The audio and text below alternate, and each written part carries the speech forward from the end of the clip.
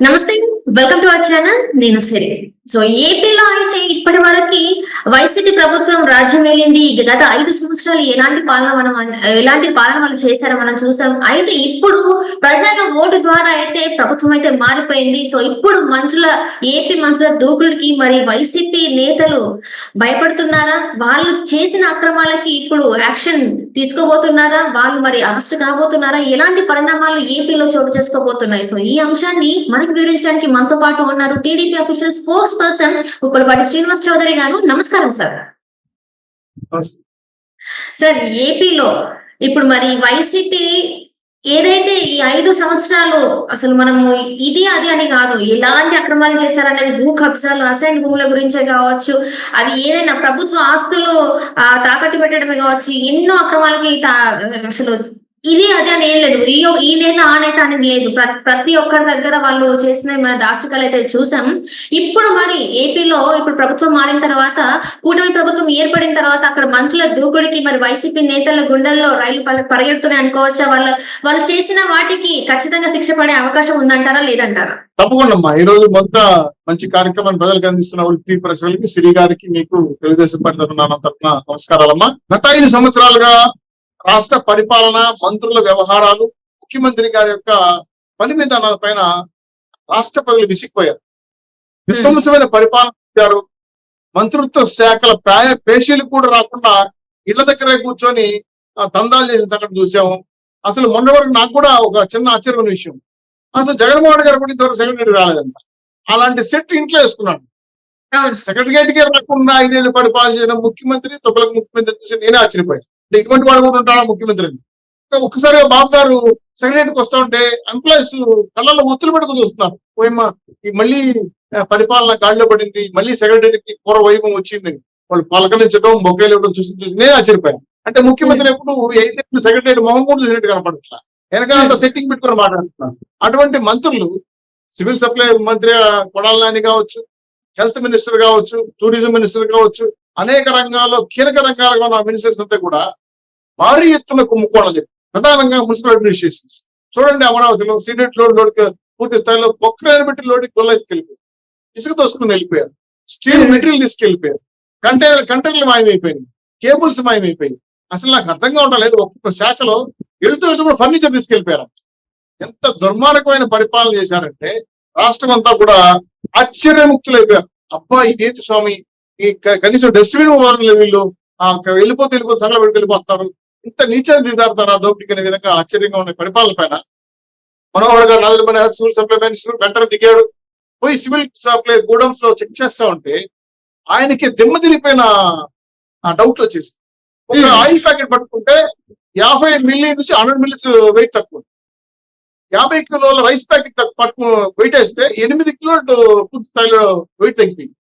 ఇలా చక్కెర, గోధుమ, పప్పు, అనేక అంశాలు, అంటే కందిపప్పు ఏమైనా ఎత్తుకోండి, సైజును బట్టి 10 నుంచి 100 గ్రాములు వెయిట్ తగ్గిపోయింది. దాన్ని ప్యాక్ చేసేసారు, దాన్ని ప్రజలకు ఇస్తారు. అంటే సరాసరిన ఒక్కసారి సివిల్ సప్లై చేస్తున్నటువంటి రాష్ట్ర వ్యాప్తంగా ఉన్నటువంటి ఈ బియ్యం, పప్పు, ఉప్పుల పైన 200 కోట్ల రూపాయలు కుమారు జరుగుతుంది ఒక్కసారి సప్లై చేస్తారు. దీన్ని మనోహరంగా బయటపెట్టారు. చూసి మాకు అసలు ప్రజల ఆస్తుల్ని, అంటే ముందు ల్యాండ్, శాండ్, మైన్ దోచుకున్నారని మేము వాడుతున్నాం, కానీ మరి ఇళ్ల కాడకు వచ్చి వంటగదిలోకి వచ్చి ఉప్పు పప్పు కూడా దోచుకుంటారు. ఇప్పుడు చూసాము. ఆడవాళ్ళు తెలియదు, రేషన్ షాప్కి వెళ్తారు, రేషన్ కార్డు చూపిస్తారు, 2 కిలోలు బియ్యం, పప్పు, ఉప్పు, చింతపండు, లేదంటే నూనె, ఆయిల్ ఇస్తారు. వాళ్ళకి ఏం తెలుసు? సీల్ వేసేసి ఉంటారు. దాని మీద 1 కేజీ అని రాస్తారు. ఆ 1 కేజీని మీరు వెళ్ళి తోంచరు అంటే వెయిట్ చేయరు. దాన్ని తెలియకపోవడం వల్ల తీసుకెళ్ళి ఇంట్లో వాడుకున్నారు. 5 ఏళ్ళు పొద్దున ఒక్కసారి రాష్ట్ర వ్యాప్తంగా సివిల్ సప్లై కూడా నుంచి వచ్చిన మెటీరియల్స్ అంతా కూడా ఇంత భారీ ఎత్తున వెయిట్ లాసెస్ కింద సప్లై చేస్తా ఉన్నారంటే ఈ డబ్బు అంతా కూడా 100 కోట్ల రూపాయలు పంచుకొని దోచుకున్న దొంగలు ఎవరు అనేది పెద్ద ప్రశ్న అయిపోయింది. సో మనోహర్ గారు పట్టుకోవడం ఏమైందంటే అందరూ భుజాలు అడుగుకున్నారు, నేను కాదు అంటే ఒక్కసారి ఒక టెండర్ వేసి ఒక ఆయిల్ ప్యాకెట్ నుంచి ఒక కంపెనీ తీసుకుంటే ముందే వీళ్ళు లావాదేవీ తీసుకుంటారు. కేజీ ఆయిల్ లో మీరు 100 గ్రాములు తగ్గించండి, దాంట్లో 50 నాకు 50 నీకు, రైస్ బీమ్ ఇస్తున్న మిల్లర్లు వాడుకుంటారు, 7 కిలోలు నిధులు తగ్గించేసండి 50 కిలోలకి, దాంట్లో మీకు, దాంట్లో నాకు, అంటే ప్రతి దాంట్లో దాచుకోవడం తప్ప చివరికి ఆడవాళ్ళకు ఇచ్చే, కుటుంబ అవసరాలకు ఇచ్చే వస్తువులు కూడా దోచుకుని తిన్నారంటే ఇంతకన్నా నీచమైన రాష్ట్ర ప్రభుత్వం గతంలో మనం రసపోతుంటే చీ కొడుతున్నారు. అంటే ఇదే కాదు, చూడండి హెల్త్ మినిస్టర్ చూడండి, హెల్త్ మినిస్టర్ చెప్తే ఒకసారి భయపడారు. మందులు ఇచ్చినా ఇవ్వకపోయినా ఇచ్చాడు రాసుకున్నారు లాక్ బుక్ లో. అలాగే డిస్ట్రిబ్యూటర్ 50 కోట్లు 100 కోట్లు టెండర్ పెట్టి తీసుకుంటారంట, మందులు రావంట, డబ్బులు ట్రాన్స్ఫర్ చేసుకుంటారు అంతే. ఈ ఎక్కడ పోయినా మనం హాస్పిటల్, గవర్నమెంట్ హాస్పిటల్కి వెళ్తే ఇంజక్షన్లు, మందులు, ల్యాబ్ టెక్నీషియన్ బయట తీసుకొచ్చుకోవాలి, ఓన్లీ ట్రీట్మెంట్ మాత్రమే చేస్తారు. ఈయన పల్లె క్లినిక్లు అన్నాడు, అదే విలేజ్ క్లినిక్లు అన్నాడు, ఏంటంటో పేర్లు చెప్పాడు, ఆరోగ్యశ్రీ అన్నాడు, రాజన్న ఆరోగ్యశ్రీ అన్నాడు. ఏమి అన్ని పచ్చి అబద్ధాలు. నిత్యంగా వేల కోట్ల రూపాయలు ప్రభుత్వ ఖజానాని గండి కొట్టి పంది కుక్కల మిగిలిన ఎక్కేశారమ్మా. దుర్మార్గమైన ఆలోచన ఇది. ఎంత తిరిగి ఇంకా ల్యాండ్ టు శాండ్ మైనస్ చెప్పనక్కర్లా. మైన్స్ అండ్ జువాలజీ డిపార్ట్మెంట్ పోతే ఇసుక గాని, మైన్స్ గాని, మట్టి గాని అసలు అంతలే లేవు. ఏదైతే సీటెడ్ పూర్తి స్థాయిలో పోటీ చేస్తారో 200 మీటర్లు 300 మీటర్ల లోపల తుప్పేశారంట. అది ఎంత పర్యావరణ ప్రమాదం. దాని టన్నేజ్ లెక్కేసుకోవాలంటే కొన్ని లక్షల కోట్ల రూపాయలు తేడా వచ్చేస్తా ఉన్నాయి. ఇవన్నీ చూస్తే పూర్తి స్థాయిలో మంత్రిత్వ శాఖలన్నీ కూడా ఎవరు పరిపాలించలేదు, పూర్తిగా దోచుకోవడానికి దాచుకోవడానికి 5 శాఖలు కూర్చున్నారు. కాబట్టి సెక్రటరియట్ కూడా రాకుండా ఇంటికాడ నుంచి ఎక్కడ తిప్పారంటే వీరు అసలు మంత్రుల కాబూలీ వాళ్ళ దోచుకున్న దొంగల. ఆలీబాబా దొంగల మినిస్టర్ కూర్చోబెట్టుకొని జగన్మోహన్ రెడ్డి గారు, నువ్వు 10 రూపాయలు తెచ్చుకో, నాకు 5 రూపాయలు, నువ్వు 10 రూపాయలు తెచ్చుకో. ఈ విధంగా అలీబాబా దొంగలు రాష్ట్రం మీద పడి విధ్వంసం చేసి ప్రజల పరిపాలన అవసరమైపోయింది. అది రెండో విషయం. కానీ ప్రజలకు సరుకులు ఇచ్చే విషయంలో అభివృద్ధి దోచుకుంటున్నారు. మంత్రులు శాఖల్లో మీకు తెలియని విషయం ఏంటంటే, నాకు ఈరోజు కొత్తగా వచ్చిన విషయం ఏంటంటే, ఒక ట్రాన్స్ఫర్ కిందంట ఒక టీచర్ ట్రాన్స్ఫర్ చేస్తే 5 లక్షలు, 5 లక్షలు తీసుకుంటారు, 1 లక్ష మధ్యవర్తికి ఇస్తారు, 4 లక్షలు పేషికి వెళ్ళిపోవడం. ఇట్లా 200 కోట్ల రూపాయలు విద్యాశాఖ మీద దోసుకుంటున్నాడు. ఇట్లా డిఓ పాత్ర, నెల్లూరు జిల్లా డిఓ పాత్ర పూర్తి స్థాయిలో విచారిస్తా ఉంటే లక్షలు రూపాయలు కోట్లు కనబడటం లేదమ్మా, 100 కోట్లు కనబడుతున్నాయి. అసలు ఈ డబ్బులు తింటారా, లేదా వేసుకుంటారా, తగలేసుకుంటారా కూడా ఇట్లమ్మా. ఇంత డబ్బులు సంపాదించి అంటే ఒక 5 తరాలు సరిపోయిన సంపాదించేస్తా ఉంటే రాష్ట్రం ఏం కావాలి, రాష్ట్ర ఇండస్ట్రీ పాలసీ ఏం కావాలి? అందుకే కదా ఎవరైనా ఆంధ్రరాష్ట్రం రావండి, వ్యాపారం చేయండి, అయ్యో ఆంధ్రరాష్ట్రం మేము రావని బైబుల్ పడిపోతున్నాం. ప్రతి శాఖకి ఒక రేటు, ప్రతి పనికి ఒక రేటు. దీనికి మధ్యవర్తులు, దళారులు పెట్టుకొని పూర్తి స్థాయిలో శాఖల్ని, అన్ని శాఖల్ని, రాష్ట్ర ప్రభుత్వ శాఖల్ని, R&B కానీ, రోడ్డు భవనాల శాఖలు కానీ, హెల్త్ శాఖ కానీ, టూరిజం అయితే ఇంకా భయం పుడుతుందమ్మా. లేని పర్మిషన్ టూరిజం పూర్తి స్థాయిలో టూరిజం ప్యాకేజ్ ని ఒక క్లబ్బులు అమ్మేశారు. ఈ రేవు పార్టీ లాగా చేశారు. కొన్ని గెస్ట్ హౌస్ ఉన్నాయి టూరిజం కావాలి. వాళ్ళైతే కొంత ప్రైవేట్ వాళ్ళకి అప్పచెప్పేసి వాళ్ళు రేవు పార్టీలు చేసుకున్నారు. ఏదో నెగాన పైన 500 కోట్లు రెంట్ రాసేస్తారు, పూర్తిగా సంపాదించుకుంటారు. ఆ మంత్రి గారికి వాటా పోతుంది, ఈయన వాటా తిని తీసుకుంటారు. సో ప్రతి శాఖలో అవినీతి తిమ్మింగలాలు ఉన్నాయి. మామూలుగా ఏదో మనం తింటారు పందుకుక్కలు, ఎలుగులు దాంట్లో గూడలో వేసేస్తారంటాం. ఇది కాదు, అవినీతి తిమ్మింగలాగా కనబడుతుంది.